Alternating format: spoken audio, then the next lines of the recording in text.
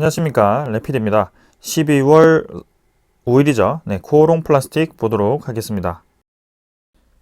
먼저 증시 보겠습니다. 코스피 0.7%, 코스닥 2% 가까이 상승하면서 금요일에는 좋게 둘 다 마지막까지 밀어올리면서 마무리를 좀 했고요. 외국인과 기관이 둘 다 매수를 해주면서 증시를 좀 좋게 이끌어간 것 같습니다. 코스피 차트부터 먼저 보겠습니다. 차트는 월봉으로 다시 한번 좀 회복을 하는 12월 달에는 좀 좋은 시작으로 진행을 하고 있고요. 일봉상으로도 바닥을 깨고 나서부터 강한 상승 두 번이 나오면서 하락분을 또 메워가는 그런 모습이 보이고 있습니다. 하지만 아직까지는 이 21선 추세라든지 전체적인 증시의 추세 자체가 좋은 편은 아닌 것 같고요. 또 간밤에 또 좋지 않은 소식이 나왔습니다. 헝다 그룹의 또 파산 위기가 다시 한번 고조가 되고 있고요. 그 다음에 오미크론에 대한 확산세가 좀 높긴 하지만 아직은 오미크론에 대한 위험성을 잘 판별하지는 못하는 그런 상황인 것 같습니다. 자, 그래서 여러 가지 이제 변수들이 좀 많은데요. 러시아가 우크라이나를 침공한다라든지 아니면 중국이 이제 대만을 침공한다라든지 뭔가 주변국들의 그런 정세 또한 좀 불안정하게 바뀌고 있습니다. 그래서 주식 시장 자체가 아주 이제 불안한 그런 움직임으로 계속 이어가고 있고요.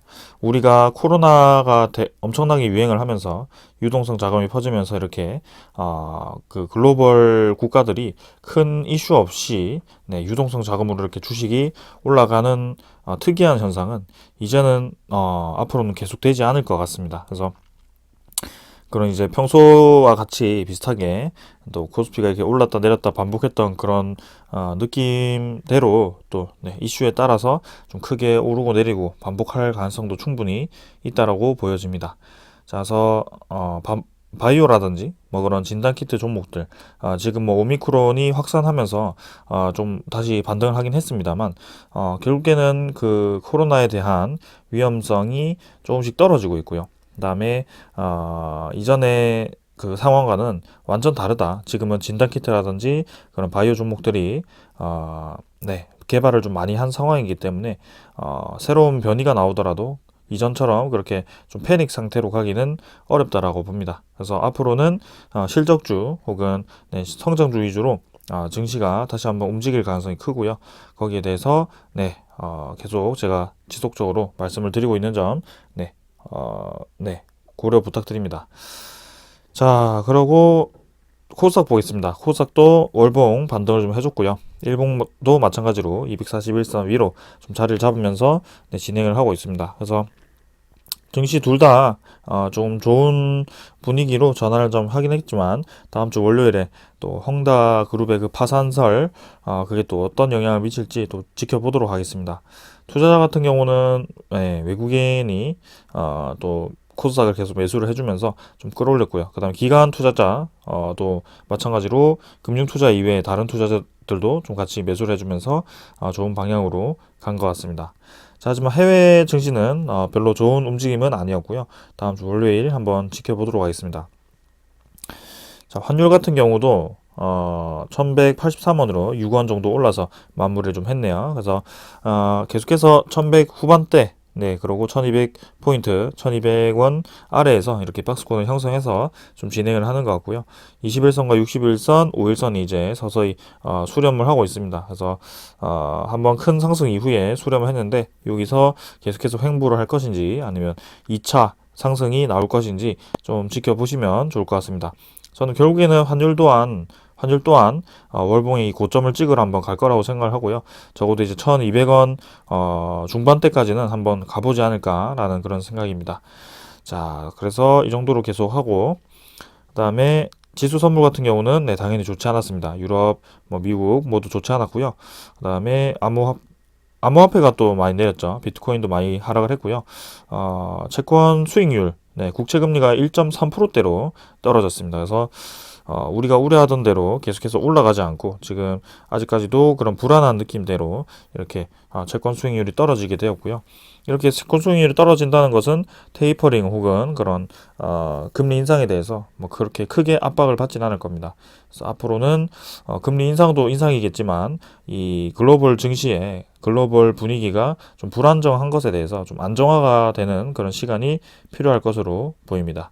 자, 또 이렇게 쑥 들어갔던 인플레이션 얘기가 다시 한번 그런 뭐 오미크론이 안정화가 되고 그다음에 글로벌 이 정세가 또 안정화가 되었을 때 다시 한번 물가가 또 치솟는 그런 움직임이 나올 수도 있습니다. 그래서 항상 그런 것들 좀 생각하시면서 대응을 하시면 될 것 같고요.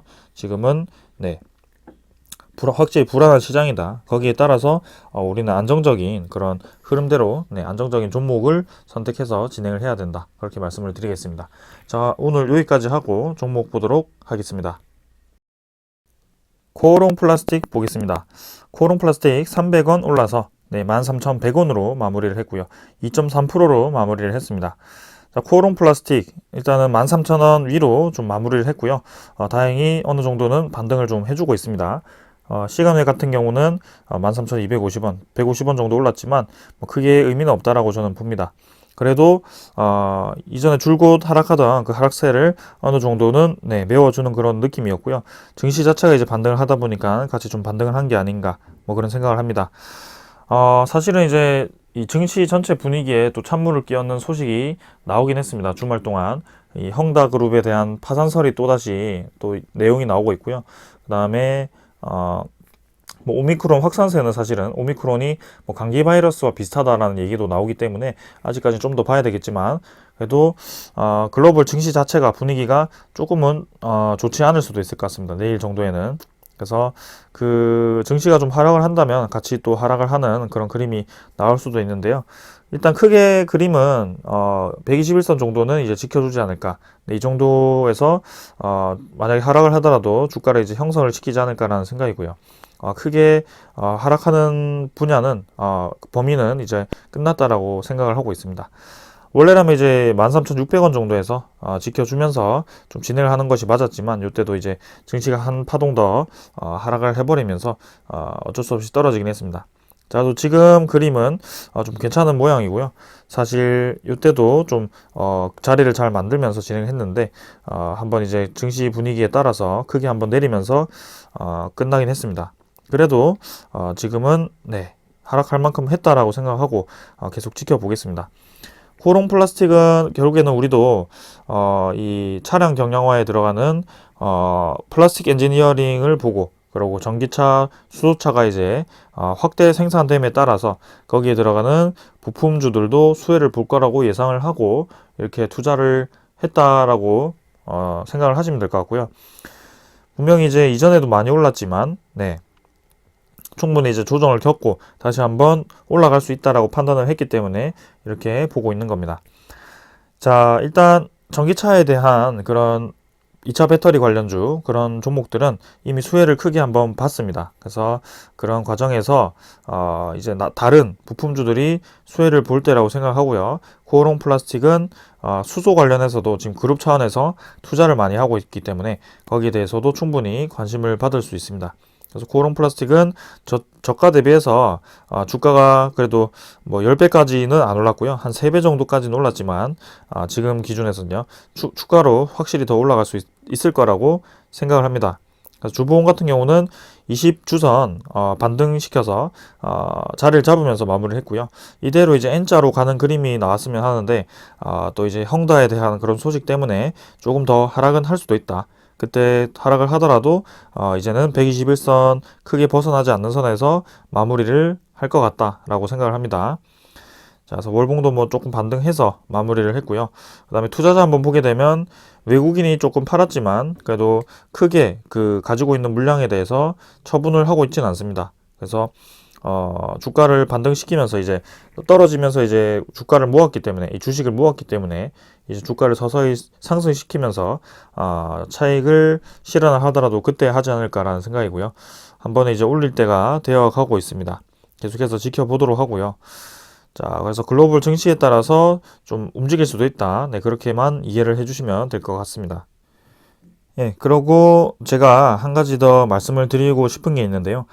이 재무제표를 보았을 때는 일단 코오롱 플라스틱은 꾸준히 이제 실적이 올라왔습니다. 특히 매출액 같은 경우는 이제 1,000억 가까이를 유지를 하고 있지만 이 영업이익이라든지 당기순이익이 계속 높아지는 그런 추세가 보여지고 있고요. 그래서 익률 자체가 많이 개선이 되었습니다. 그래서 ROE도 괜찮고 그다음에 PER도 사실 뭐 그렇게 높게 잡혀 있는 것이 아닙니다. 그래서 충분히 더 올라갈 수 있고요. 부채도 크게 없는 기업이고, 그다음에 유보율 자체도 뭐 470% 정도 있습니다. 자, 한 가지 주목해야 될 점은 이제 제가 말씀드리고 싶은 거는 이 배당금이고요. 네, 배당금이 이제 2020년 때는 없었습니다. 단기 순이익이 얼마 없었기 때문인데요. 지금 같은 경우는 올해 같은 경우는 벌써 1분기, 2분기, 3분기만 합치더라도 120억, 124억에서 204억 정도가 맞나요? 네, 204억 정도가 순이익으로 잡혔습니다. 그래서 2018년 때 123억 잡혔을 때 주당 120원 정도를 줬는데요. 이번 같은 경우는 그 이상을 줄 수도 있을 것 같네요. 그래서 한 주당 배당금을 100원 이상 줄 가능성이 저는 상당히 높다라고 보여지고요. 매출액도 예상으로 보았을 때는 올해 뭐 4천억 이상이 잡히지 않을까라는 생각입니다. 원래는 이제 예상 매출액이 있었는데 또 4분기에 그 시장 상황에 따라 바뀐 것인지 예상 금액이 또 없어졌습니다. 그래서 이후에 또 나오게 되면 여러분들께 알려드리도록 하고요. 이 배당금이라는 것은 보통 이제 분기마다 주는 기업이 있고요. 아니면 연말에 하루 정도 연에 이제 한 번 정도 주는 그런 기업이 있습니다. 연 한 번 주는 기업은 이제 12월 20 며칠인가요? 26일 정도에 배당 기준일이 있고요. 그 배당 기준일 이거래일 전까지 이제 주식을 들고 계셔야 됩니다. 그래서 그때까지는 이제 코오롱 플라스틱을 들고 계시면 금액 그 주수에 대한 배당금을 받게 되고요. 만약에 배당금이 150원 정도로 잡힌다. 그럼 내가 코오롱 플라스틱을 1000주를 갖고 있다라고 하시면 1000주에 대해서 15만 원 정도를 배당금으로 내년 3월 정도 혹은 4월 정도에 받게 되고요. 거기에 대해서는 세금은 12.5% 정도를 뗍니다. 그 정도로 15% 정도 떼신다고 보시면 될 것 같습니다. 그래서 그 세금 떼고 이제 계좌에 들어오실 겁니다. 자, 그래서 코오롱 플라스틱 배당금도 받을 수 있기 때문에 뭐 크게 급하게 생각하실 거 없이 지켜보시면 될 것 같고요. 자, 그래서 코오롱 플라스틱 네, 일단 121선 지키면서 21선 추세 돌파하면서 위로 다시 향하는 그날까지 계속해서 지켜보도록 하겠습니다. 자, 오늘 여기까지 하고 마무리를 하겠습니다. 감사합니다.